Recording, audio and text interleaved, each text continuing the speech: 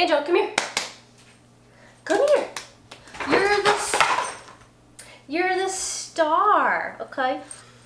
This right here, this is our boy Banjo. He is our family member and we love him. And when we found out we were moving to Japan, we kind of got a short notice and we were like, how are we gonna afford this? The process is super complicated. Can we do it? Where do we start? Not bringing Banjo wasn't an option for our family. We love him. He's part of our family and he's just the best guy ever. He's just the best guy ever. Yes, he's the best guy ever.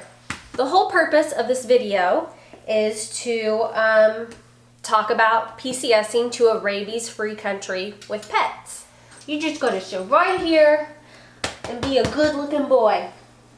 The financial burden of bringing pets to Japan, especially if you get a short notice, could be like a make or break kind of deal for people bringing their pets. And that's really unfortunate that you can't bring a family member on a big move with you because of money. Let's start with the process. You've decided that you're going to bring your pet with you on your big move overseas to Japan. Japan is considered a rabies-free country and the process is pretty daunting because they want to remain at that status. So they don't want people bringing pets and animals with rabies and stuff into their country. The very first thing that you're going to want to do is you're going to want to get your pet microchipped, and you have to make sure that it is a 15-digit ISO microchip, and basically that just means that it's internationally recognized. You're going to need to get 2 rabies vaccinations, so you're going to get the first one, and then 30 days later you're going to need to get the second one.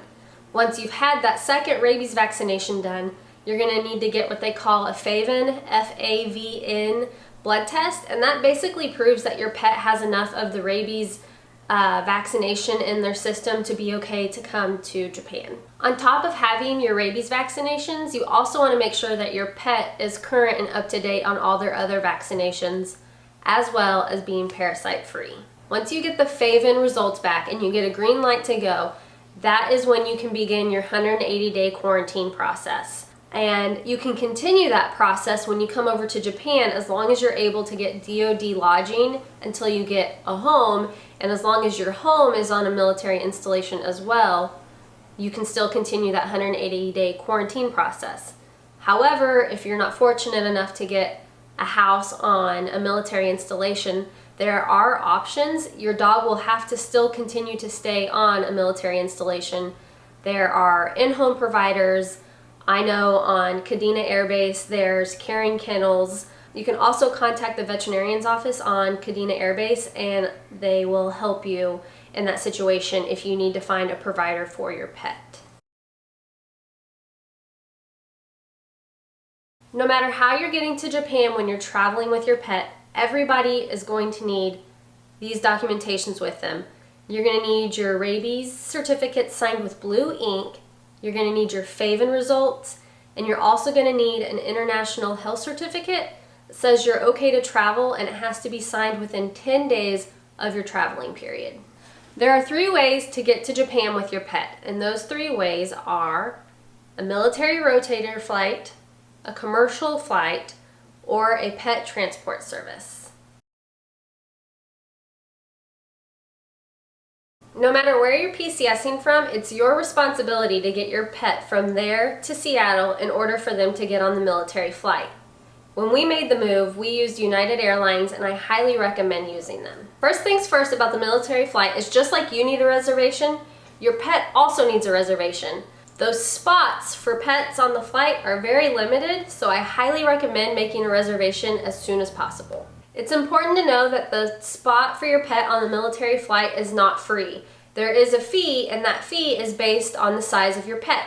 For us, Banjo is considered a large breed animal, and he was around $250. Depending on your final destination, there might be layovers, and at these layovers, they will remove your pet from the plane, and this is an opportunity for you to interact with your pet, make sure they're okay, take them to the bathroom, those types of things. Upon arrival, you will meet with the veterinarian services in the terminal, and they will schedule your first appointment for your pet.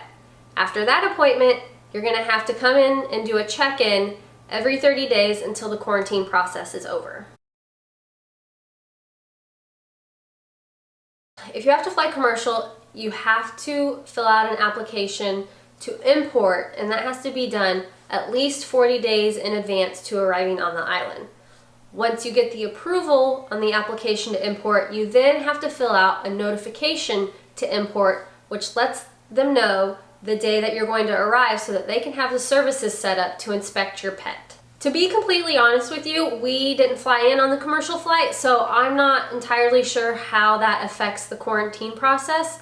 So that's something you'll definitely want to look into. Out of all the airline options, I've heard that United is the most pet-friendly and accommodating for international travel. If you find yourself in the position needing to use a pet travel service, there are options out there. However, Sara's Pet Paradise comes highly recommended for military relocations. Sara's Pet Paradise is a company based out of Southern California, and again, it's your responsibility to make sure that you can get your pet there. Once they have received your pet, they will prepare all the documentations, they will do the health certificate, and they will travel with your pet to its final destination. Nobody should ever be put in a position where they have to choose between their pet or a financial burden. So if you find yourself in a position where you need financial assistance in getting your pet overseas, there are resources available to you. There is Dogs on Deployment and also SPCA International that give out grants to help military members bring their pets overseas. Let's talk about airline approved kennels real quick. If your pet is flying cargo, they have to be in a hard plastic kennel that has open ventilations on each side. It also has to have a metal graded door. You're also going to need to replace all of the plastic bolts with metal ones. I know that traveling overseas with an animal can be overwhelming, especially if you're coming to a rabies-free country. It's a big, daunting process, a lot of information to take in. So I've also attached a lot of resources and useful links down in the description below to help you. If you guys have any questions, please don't hesitate to ask. We are more than happy to help. Also, if you haven't done so yet, please check out our other videos about PCSing. They might be helpful to you and kind of get an idea of what it's like to live daily life here in Japan.